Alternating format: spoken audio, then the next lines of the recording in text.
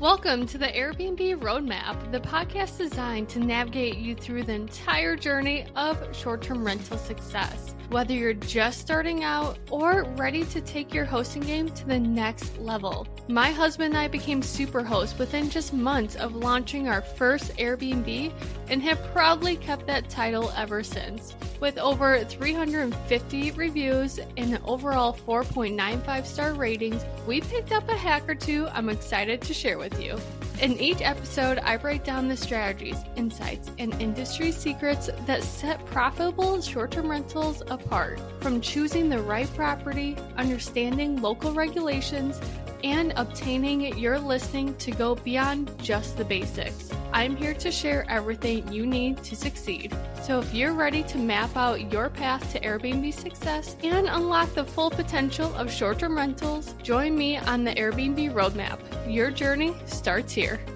Hey, I'm Brittany Wenninger with Porch Realty, powered by Real Broker LLC, and welcome back to another episode of the Airbnb Roadmap podcast. This episode is very special. We actually have Pierre-Camille Hamana on the call. He is the CEO and founder of Hospitable. I know we talk about Hospitable a lot on this podcast, so if you don't know what it is, it's a property management software, and I've been using it for about 5 years now, and I love the product, and I'm so far deep into Hospitable that I can never go to any other software program. And I'm very excited to dive deeper into the why behind Hospitable and their very fun new feature that they are about to release, or honestly, when this records, it will be released, which is very exciting.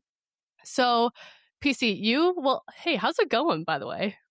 It's going great. It's a great Friday. That's a lot better by being on this podcast. Thank you so much for having me. It's a pleasure. Good.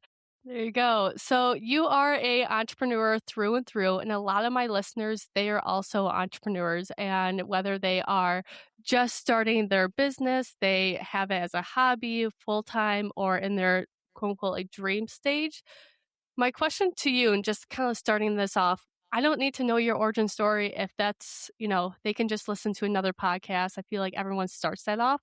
But I want to know, when you were in your dream stage, what was your drive and what kept on going? Because I feel like a lot of times they see this, like the big idea, they get into it, they get into the weeds, and then they just stop because it becomes too much of a monster project for them.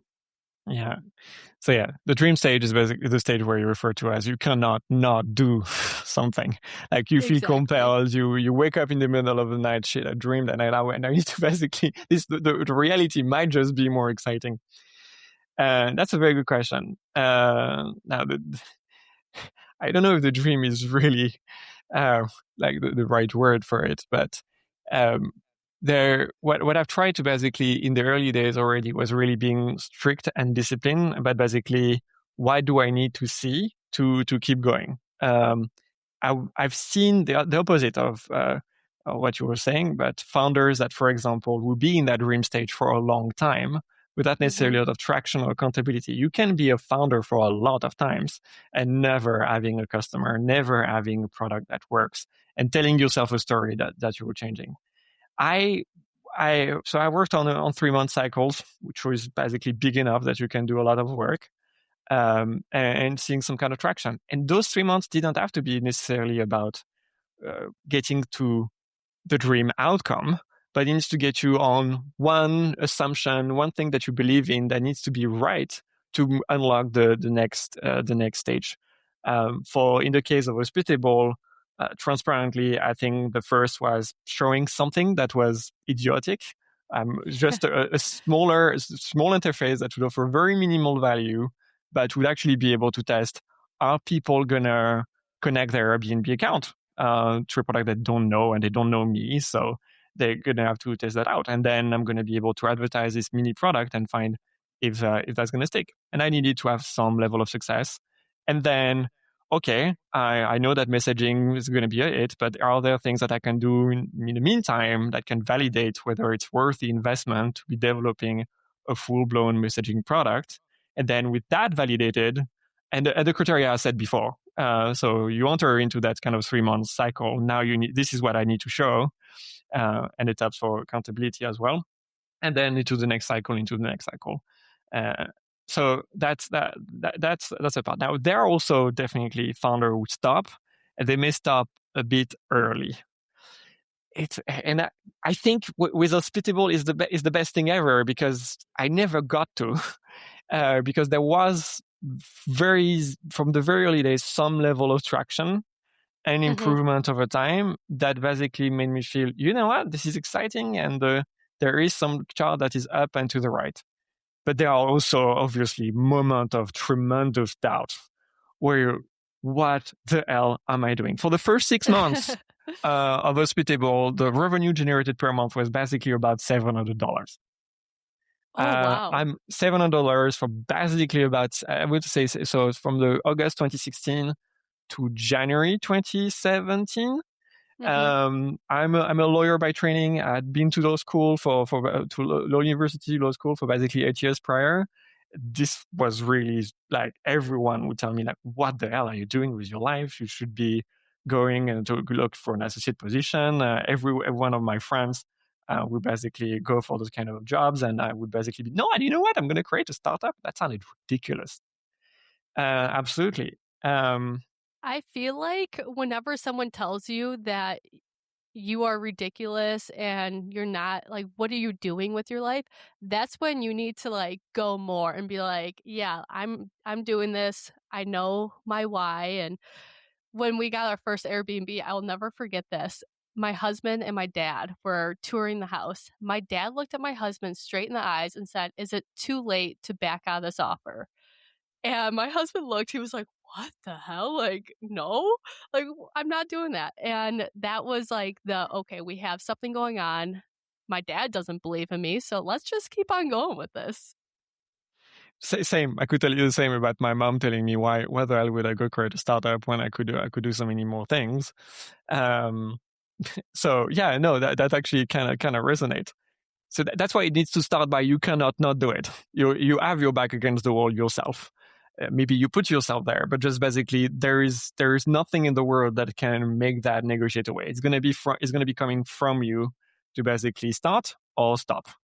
That doesn't make necessarily things a lot easier. But yeah, I've been like so many feedback about basically, you cannot do this. This is incredible.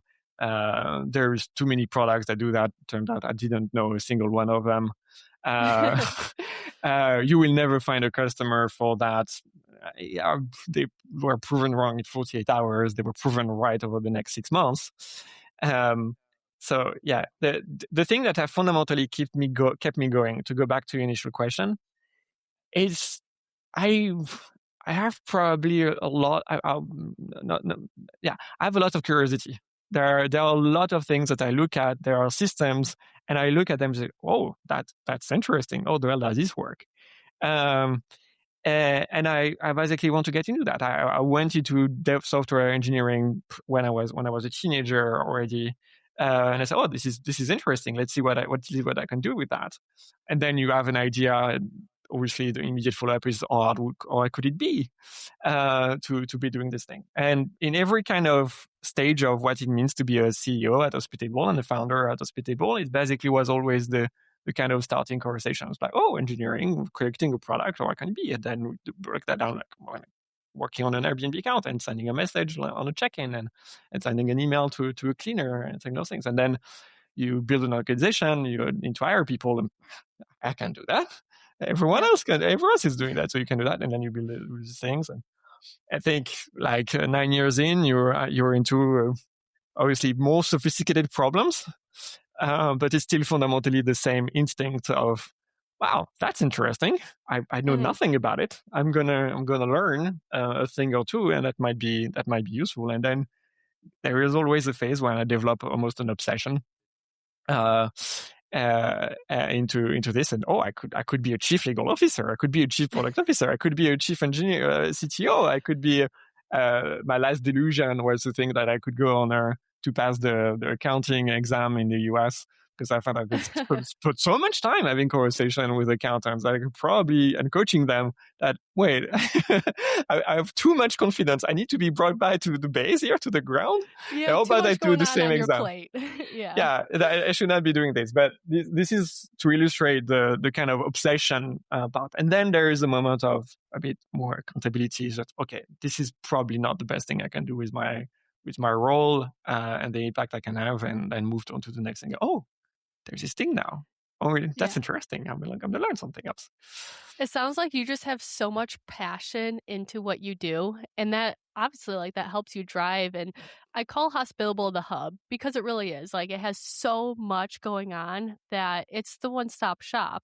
And I'm seeing that more and more with the new features that you guys are coming out with, especially with like the cleaning features and all that stuff. You can talk more about that later if you want to, but it's pretty much Cherno in Hospitable now, and I absolutely love it. So with people starting off their first Airbnb and they are still at that scared stage, what's the biggest hurdle that you see that a lot of first-time investors are just nervous, they're scared? What's the big scare for them? Yeah, I mean, you get to start. I think we see a lot of them that are just getting started. Um, and there are like two sides to the two sides to the coin. There are some that are anxious and want to have everything set up just right before the listings might be created, before the property may even close. And you have the other part that don't realize that there is a moment when now they need to systematize things a little bit.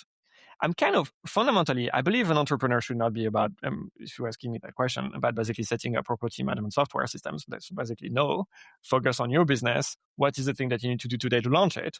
You might need to have a property. You need to have an arrangement to have that property. You need to be marketing this. And that's going to mean crafting a product, not just taking pictures. You need to determine who is it that you're working with. And then you have that first reservation, and that first reservation unlocks more resources because now you may have something that works. My own Airbnb was my first business, and I looked at it. I didn't have resources at all. I had a constraint. I needed to pay my rent. I needed to pay it now because my housemate left. So just I need to have it live yesterday. And I don't know exactly what I'm doing, but you get to learn a lot. I'm of the view, I mean, that probably was a sign of the times back then, but start as small, as slow, as deep as you can. And at a moment, basically, you need to bring it to market and start scaling. What we see is that there are often people that are expecting from a third party like Hospitable to be setting everything right for them. And we don't know. Because we're a software company. We're not having the feet on the ground. We're not having the vision that you have for your property. That is individual. You could have the same property managed by 3 different owners or managers, and it will be having a different vibe. Mm-hmm. And that's totally okay. And that's actually something that makes the authenticity of short-term rentals really, really important. But at the same time, there are also others that are being overwhelmed and think about quitting altogether because they didn't realize maybe the work that it takes. So go on set up a property management a little bit after when you started figuring things out. There's still plenty of learnings for you to have, but at least you are in business. Get started, get a reservation, and get through the door first. And I think that the money part too is a very important factor because when you're starting off, your very first property, it's a lot of money. And especially if you have a designer like Summerled or someone else that you need a lot of capital to put into it. And then you're like, oh, now I need a property management software to purchase. And, the money kind of goes down. But that kind of brings me into a very exciting news that I would love to share with everyone that Hospitable has now launched. They have now launched a free tier on Hospitable. Do you want to talk more about that? Because I think, and really quickly, I have a sales background and I feel like, and I could be totally wrong, that a lot of companies start by having a free tier. And then as they have the reputation, then they would go into, hey, this is a $15 subscription every month. Like they would start charging people. You guys are kind of doing the opposite. You guys are like, you have the reputation and you have the know, like, and trust.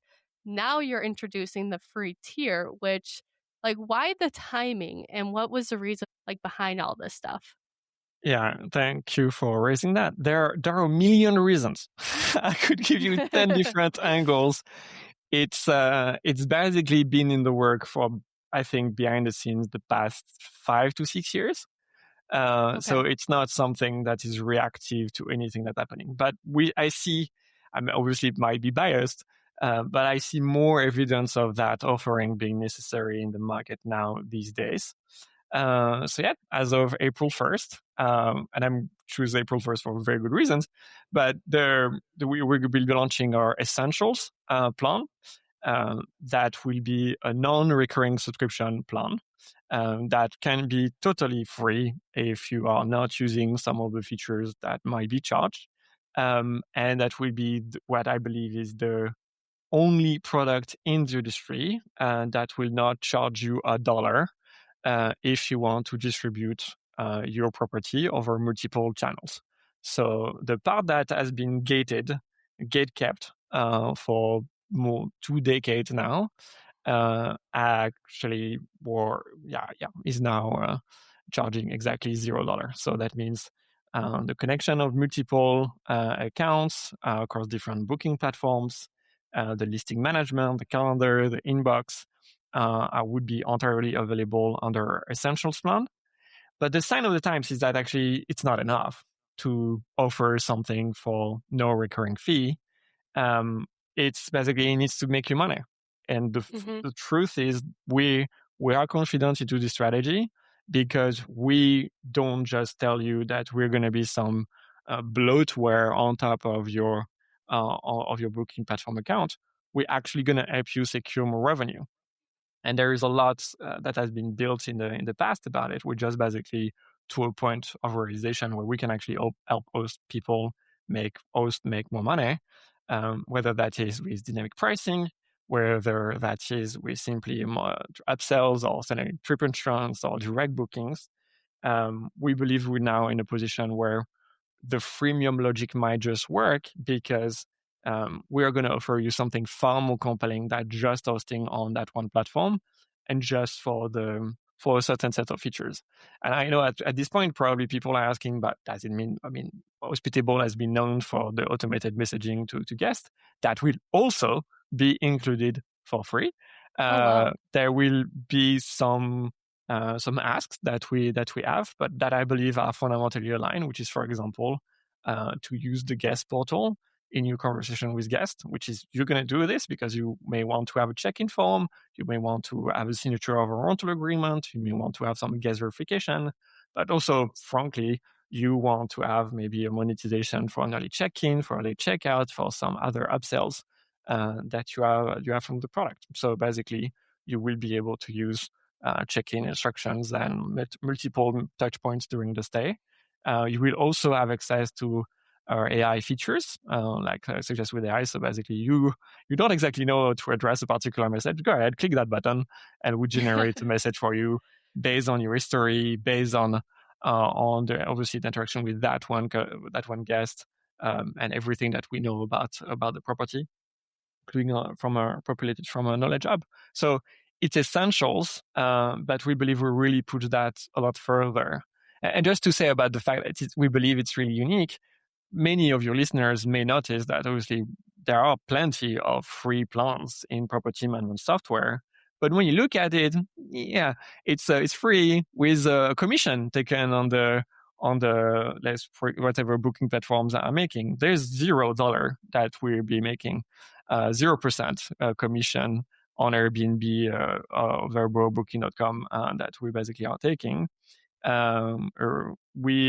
There are also a lot of plans that are really restricted, that you need to create your property. It doesn't include the channel management. Mm-hmm. And that basically is just basically a great way to say you can get started, but nothing of that is functional. We are, Yeah. I believe, the only one in this industry with this development that actually make it possible for you to have, sure, a limited set of features compared with all that we have to offer, but to offer you a way to get started on a great footing by distributing to multiple platforms without having the operational pain that typically is associated with that. I think that's absolutely brilliant because you are getting the first time investors pretty much sign up with you guys and they become loyal from the start, and then they will continue on with you and start building those blocks to become bigger and better and get more revenue. Because when I first started, like, someone told me about Hospitable, I did some research, but not that much. I can't even fathom going to a whole nother company because I see all the history of all the repeating guests. I see all my automations, and I have a lot now that, like, I could never transfer to another company. And that's just the loyalty. So the second that they sign up, they start building their automations and their systems. They're not going to leave, which I think is, and I mean, I don't know your cancellation rate, but they're loyal. And I mean, I am living proof of that, and I love Hospitable through and through. So I think the free version or free tier is absolutely brilliant, and I'm very excited for all my listeners to get in there and start, trying out the product, and they're going to start loving it just as much as I do. I hope so. And so the experience will be very similar to what it is right now. So you will start, in any case, via a trial, like it is that we have today for our Mogul plan, which is the best product that we have. We flag, obviously, everything on different plans. And then at the end, you get to make your decision whether you want to be on Essentials or a plan that might be more appropriate for you. There are some things that are not included, but that's, for example, a direct booking website. We have plans of bringing direct to Essentials because we believe this is actually essential in this day and age, but we're not Mm-hmm. quite ready for that yet. That will be available on a professional plan. We also can have smart devices that are available for connections on those paid plans. We have Mogul, that is the product that we would recommend for property managers and scaling portfolios with more AI features than in other plans, really working on those inbox automations in particular. And then we also have the host plan, which basically allow you to have, compared with the Essentials plan, full control over all your messages and opening up more automated messages triggers, more opportunity to be exchanging with your cleaners at different times, another format or channel that they make sense to them. But there's going to be a lot of features that are going to be made available under the Essentials plan, including the one that we've recently announced and launched, which is, for example, paying your own cleaners. We Mm-hmm. know it's a pain in the rear for every operator just to pay, and it's very challenging in the industry as well to get paid. So we wanted to basically make sure that we can do our bit to accelerate the timeline and also build a stronger operations product that rewards great work and basically keep the retention for the teams that are engaged with great cleaners. Yeah, and just kind of switching gears, you mentioned that direct booking might go into the free tier later on. That's a future thing. Do you see a lot of hosts really going toward that direct booking revenue stream instead of like having just Airbnb or just Vrbo or just Airbnb and Vrbo? Like, they are actually doing direct bookings now? So every year they're doing more. Yep. And the booking platforms are really helping. So they're just like 15 different thoughts that I would have in my mind. But yeah, we see continuously greater adoption of direct bookings. It's at every year there's kind of a meaningful threshold all of a sudden of new bookings that basically motivate us more onto our strategy, but also motivate us to basically think this is actually a very plausible channel. And we have a relatively healthy cohort of users that, for example, now have 50% of the Oh, wow. reservations on direct only, which is really massive. They put in the work, of course. They are Hmm. doing a bit of marketing. They are having a go-to-market strategy. which is unique to their businesses, which is unique to the properties and the portfolio that they have. So everything in there is quite specific. But yeah, we do see that. I think we've seen other reactions, for example, whenever booking platforms are changing their pricing structure. Some have revert to the booking platform only strategy because they don't want to be using a third-party software that might hijack it. But for one in this, there are 3 or 5 that are basically saying, well, you know what, maybe now is a good time to compare with the competition, because turns out this makes those pricing comparison a lot easier. I think it's just basically a fact that has an expiration date, because everybody will be on the same structure accordingly. I think what is more important, and I think especially for self-managers or investors, is that there is a kind of attachment to control that you're giving up whenever you are on the booking platform. Have you heard about this case where a guest that had checked out 2 years ago was able to obtain a full refund on the claim that there was cigarette smoke in the unit? I did not hear about that. Oh my God. I've heard that. That was doing the rounds on LinkedIn a few weeks ago.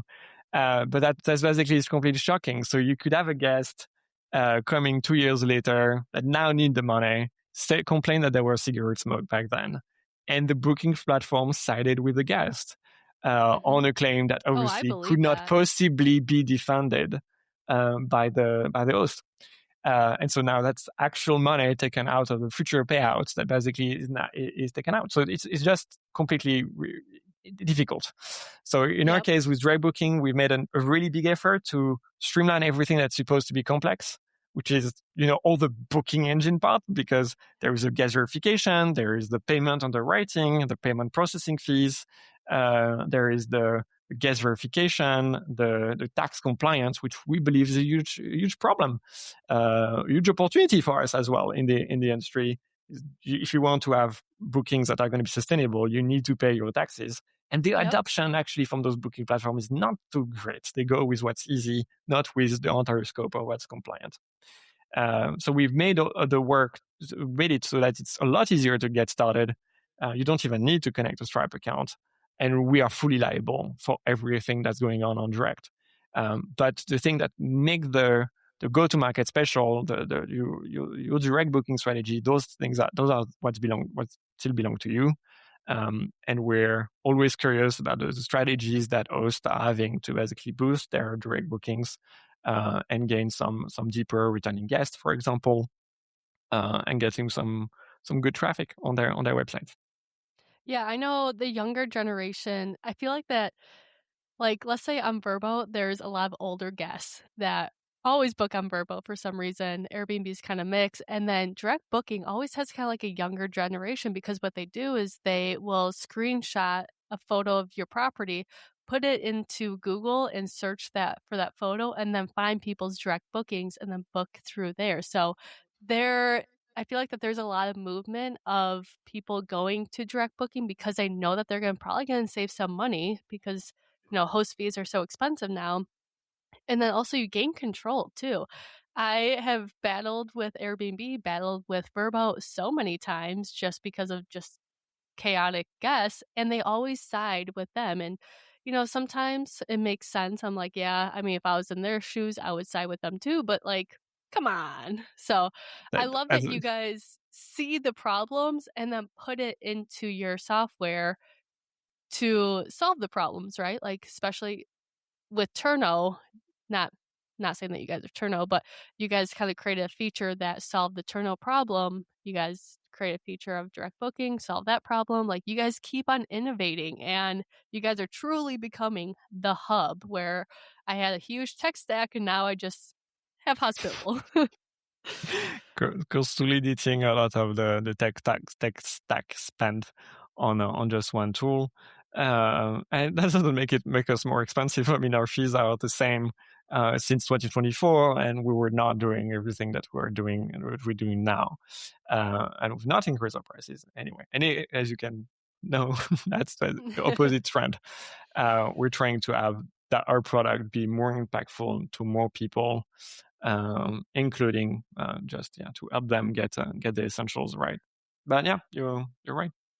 I agree. Yeah, and I'm just gonna selfishly ask this: what feature do people not use the most? Like, you were super excited about putting the feature on Hospitable, and not a lot of traction got from it.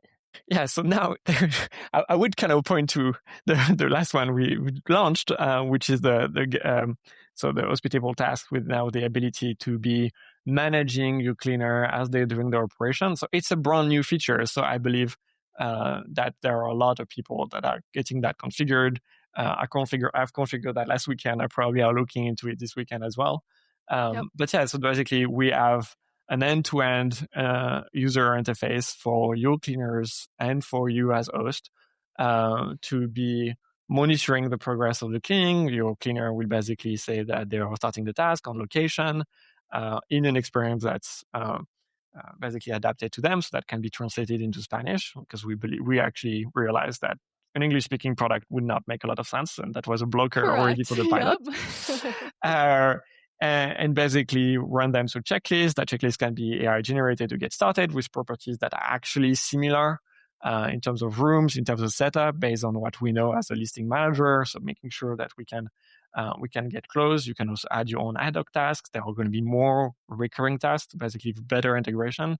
One of the best and first feature that we've received is, for example, when you know the smart devices batteries are low, create a task for the next cleaning so that they can change the battery. And I'm Yes. always surprised by this, because you need to actually change the batteries every month, it seems, and just to be safe, depending on the region and the traffic that you have. And so yeah, you're able to do that, and the host, the cleaner can upload the pictures. We'll be uploading some videos, and we want to do some strong AI monitoring of those pictures to be able to know, hey, is there something that maybe I've been underlooked, and in case archive those pictures in case there are future claims, for example, when you use a security deposit Mhm. to basically build those claims on the fly rather than having to do that. There is also all the issues monitoring. There is going to be some inventory management. So we're very excited about the potential of that entire product line. I think operations very clearly, that's something that I designed and coded back in the day. It was underlooked, and now we're very happy about basically bringing back to the modern standards, and with a lot better technology than that we had in 2016. Um, that's basically what I believe might be a good one. The one that I would like to advertise in particular, but that's really the guest portal. We're going to Mhm. be investing a lot of resources into the guest portal. So right Nice. now, that's the way where we can do security deposits. There is also a check-in form. I'm pushing hard on the teams. I hope by the time it's live, there's going to be some changes to this to be able to ask the name, as confirmation to the guests about their name, about their contact details, their email address, their Mhm. phone number, including they're coming from an OTA reservation. There is some kind of work that we need to do as well on basically making the experience more easier for guests that are just connected. But that's also a great way for your guests to be buying an upsell or any kind of custom upsells that you may have. We've seen like bike rentals, we've seen pool eating, we've seen a lot of things that I believe are really complementing the experience very nicely Mhm. on processes or upsells that the booking platform do not support in the first place. And you will also have this trip insurance. So if your guest is buying trip insurance via guest portal, you will actually be making money. Hospitable will actually pay you a part of the money, of the funds that are collected, so that we get to make you money even if the guest is buying trip insurance. Yeah, I with the guest portal, you guys just made everything very seamless, it seems like, doing the upsell, like, it just everything flows very well, and props to your engineers, like, they know what they're doing, you know what you're doing, obviously, and everything just seems like it's really the automations are there, and you can 100% see it. The one thing with the paying the cleaners, I don't know, I went to the workshop a couple days ago. I always go to the town halls, so I see everything that's happening. But I'm not sure if this is one of the features or not, that the second that the cleaner is done cleaning, then an automation for an upsell of early check-in is sent to the guest. I don't know if that's a thing or not, but Not, that'd be yeah, pretty cool. not Just now, but saying. there really is, there really are quite a few things. But yeah, we'd love to. Right now, the assumption of Hospitable task, and whenever the job is finished, is that it might not be the fantastic indicator that actually you can have you can sell an early check-in to guests, or just not even to sell, just basically to tell them, hey, the property is now ready, you can go ahead. And that's basically obviously a lot of us that would just give the heads up, now it's free, so go ahead. So there are things there. It works a little bit better when you have a smart lock, because you know when the house is closed, and etc. But there's definitely a lot of things which we don't want to be too opinionated for what it means. So I think there's going to have to be some particular heads up or some automation workflow to communicate to the guest whenever the cleaning is completed. But this is a very popular feature request that we already noted down. I think just the same as, for example, whenever you have the guest checking in and they want to know, they want to send a message immediately, hey, great, welcome in the property, or something that you want to know for your next 5 minutes. Yeah. Just, this is very, yeah, I would love that too. Why is Hospitable not done that? Well, because it's very brittle and because there are a lot of third parties that are involved, and you want to set an expectation it's going to work 100% of the time. And the smart the lock, ideas are good, but the ideas are good, but the execution is actually what makes all the difference. Yep. And that's where we live. So we basically have to find a path. But yeah, we have the same interest. We're host ourselves across the company. So we're always looking for ways to automate our own businesses, to be clear.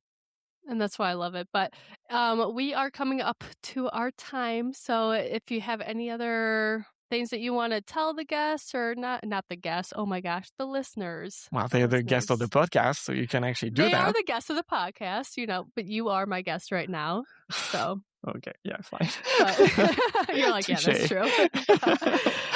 Thank you so much for coming on. I really appreciate your time and telling us the huge news that Hospitable has going on. Thank you so much for having me. As always, if you have any questions, if you want to explore Hospitable, I will gladly jump on a Google Meet or Zoom and talk you through it, walk you through it, and show you my own settings. So thanks again, and I will see you in the next time of the Airbnb Roadmap podcast.